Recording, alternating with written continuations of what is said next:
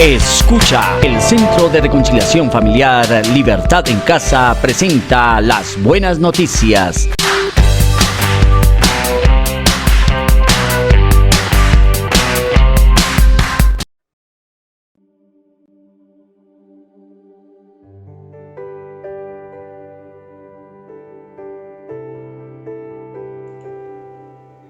Mientras caminaba, Jesús vio a un hombre que era ciego de nacimiento. Rabí, ¿por qué nació ciego este hombre?, le preguntaron sus discípulos. ¿Fue por sus propios pecados o por los de sus padres? No fue por sus pecados ni tampoco por los de sus padres, contestó el Señor. Nació ciego para que todos vieran el poder de Dios en él.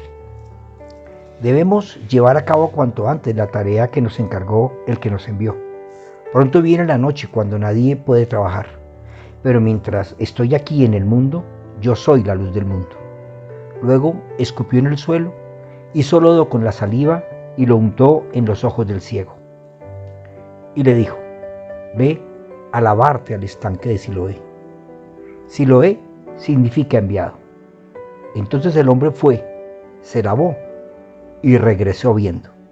Evangelio de Juan 9 del 1 al 6.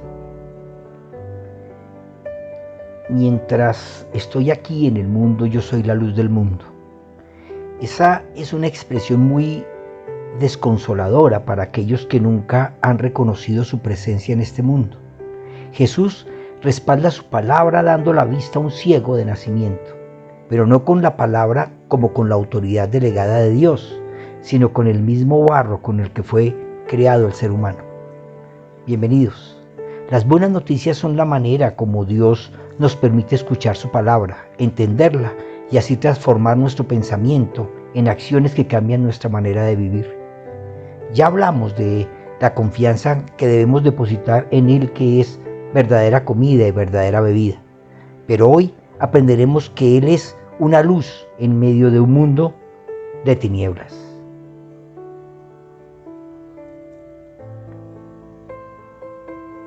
La historia de Juan comienza con la evaluación humana que condena a quien vive una condición diferente.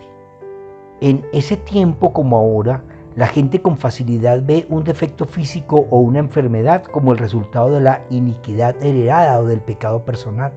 Esto no es más que la ceguera espiritual, una oscuridad que requiere ser alumbrada por la luz inmarcesible de la gloria de Dios representada en su Hijo Jesucristo. La ley de Moisés incluía muchas normas ceremoniales y de pureza ritual. Algunas de ellas establecían que personas con ciertas condiciones físicas como la lepra, la ceguera o la cojera no podían participar plenamente del culto del templo. Así está escrito. El Señor ordenó a Moisés que dijera a Aarón: ninguno de tus descendientes que tenga defecto físico deberá acercarse jamás a su Dios para presentarle la ofrenda de pan. En efecto, no deberá acercarse nadie que tenga algún defecto físico, ninguno que sea ciego, cojo, mutilado, deforme, lisiado de pies o manos, jorobado o enano, o con cataratas en los ojos, o que tenga sarna, o llaga supurante, o que tenga algún testículo dañado. Levítico 21, 16 al 23. Pero esto no significaba que fueran pecadores morales, sino que eran considerados ritualmente impuros para ciertos actos sagrados. Era una distinción simbólica, no una condena personal. Pero con el tiempo, algunos líderes religiosos comenzaron a interpretar estas condiciones como señales de pecado personal, lo cual Jesús confrontó directamente. Es que no hay mayor oscuridad que la generada por el prejuicio religioso. El maestro desafió la ley, cambiando la condición de indefensión humana como una oportunidad para que se manifestara la gloria y el poder de Dios. Él dijo: no fue por sus pecados ni tampoco por los de sus padres. Nació ciego para que todos vieran el poder de Dios en él. Un cambio total a la ley en el libro del Éxodo 20, que dice: yo visito en los hijos la maldad de los padres que me aborrecen hasta la tercera y cuarta generación. Jesús rompe con los esquemas discriminatorios de la ley religiosa y de los prejuicios humanos. Cuenta el Evangelio de Marcos que un leproso se acercó a Jesús, se arrodilló ante él y le dijo: si quieres, puedes limpiarme. Jesús tuvo compasión de él, así que extendió la mano, lo tocó y le dijo: quiero, ya has quedado limpio, Marcos 1, 40-41. Otra vez interviene la mano del que dijo yo soy la luz del mundo y libra de la oscuridad amarga de la lepra a uno que tenía que vivir exiliado y rechazado por el mundo. Antes de escupir y hacer lodo con su saliva, Jesús dijo la más dolorosa expresión profética. Él dijo, debemos llevar a cabo cuanto antes las tareas que nos encargó el que nos envió. Pronto viene la noche cuando nadie puede trabajar. La tierra está rodeada por una densa oscuridad que gobierna a sus habitantes. Al poner barro en los ojos del ciego, Yeshua redefine la creación, cambiando la oscuridad espiritual por la luz de su presencia y redefine el pecado no como una condición física, sino como una actitud del corazón, producida por el orgullo, la hipocresía y la falta de misericordia. Las tinieblas que rodean la tierra tienen un profundo eco bíblico, y es esta escritura la misma que revela quién está detrás de esa oscuridad. Toda manera de pensar contraria a la virtud y a la moral bíblica es producto de este gobierno en las mentes humanas.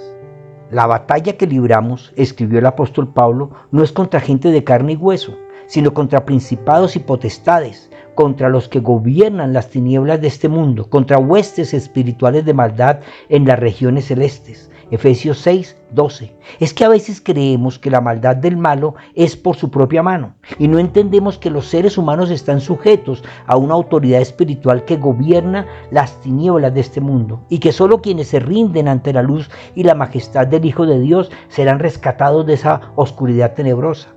Entonces, la forma en que vivan siempre honrará y agradará al Señor, dice Pablo a los Colosenses, y sus vidas producirán toda clase de buenos frutos.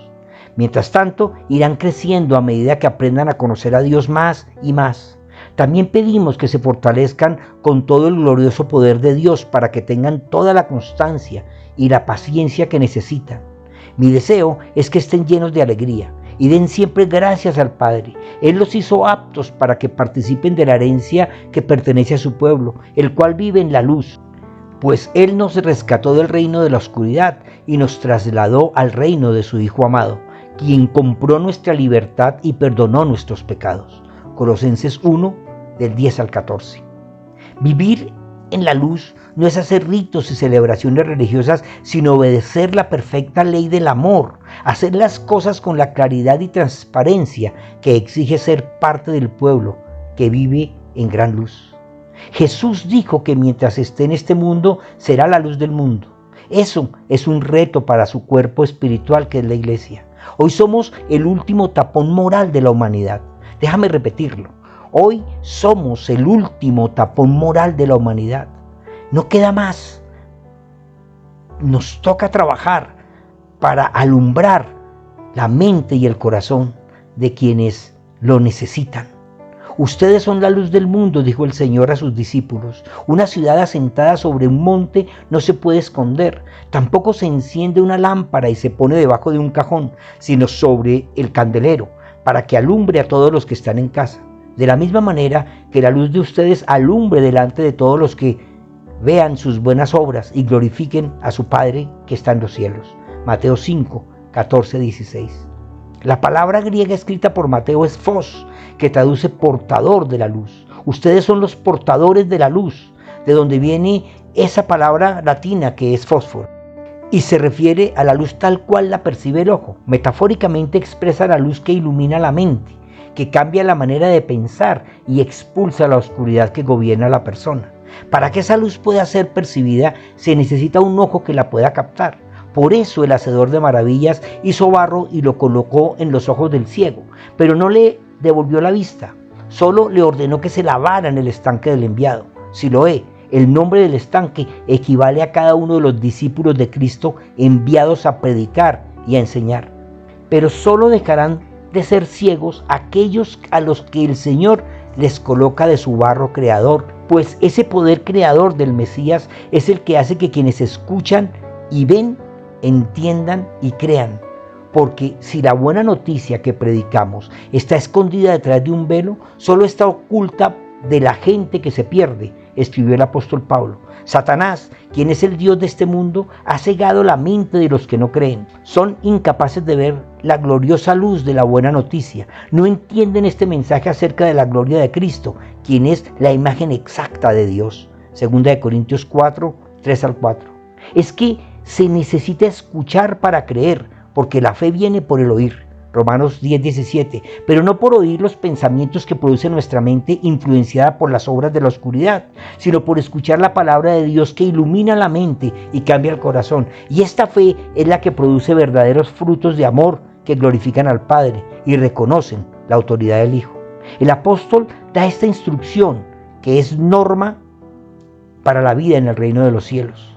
Él dijo: no tengan nada que ver con las obras infructuosas de las tinieblas. Al contrario, denúncienlas. Hasta vergüenza da hablar de lo que ellos hacen en secreto. Pero cuando todas las cosas son expuestas a la luz, quedan de manifiesto, porque la luz lo manifiesta todo. Por eso dice: despiértate tú que duermes, levántate de entre los muertos y te alumbrará Cristo. Por tanto, cuidado con su manera de vivir. No vivan ya como necios, sino como sabios. Efesios 5, del 11 al 15.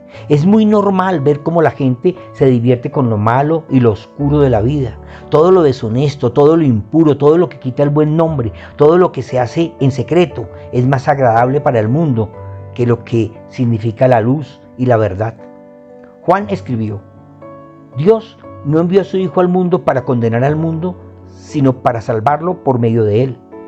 No hay condenación para todo el que cree en él, pero todo el que no cree en él ya ha sido condenado por no haber creído en el único Hijo de Dios. Esta condenación se basa en el siguiente hecho: la luz de Dios llegó al mundo, pero la gente amó más la oscuridad que la luz, porque sus acciones eran malvadas.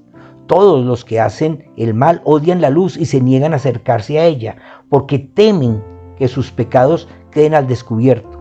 Pero los que hacen lo correcto se acercan a la luz para que otros puedan ver que están haciendo lo que Dios quiere.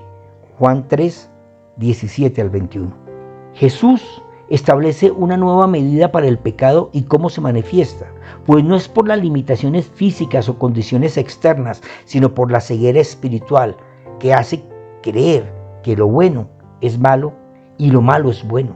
Hay guías ciegos guiando ciegos.